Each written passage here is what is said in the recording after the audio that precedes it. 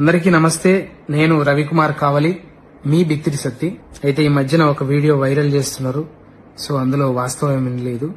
నేను ఎప్పటిలాగానే comedy videos చేస్తూ చిన్న చిన్న క్లిప్స్ రీల్స్ లాగా షార్ట్స్ లాగా పెడుతుంటా. అందులో చిన్న స్పెల్లింగ్ మిస్టేక్ అయింది. సో భగవద్గీత అంటే నేను ఆరాధిస్తా, పారాయణం చేయడానికి ప్రయత్నిస్తుంటా, ప్రచారం చేస్తుంటా.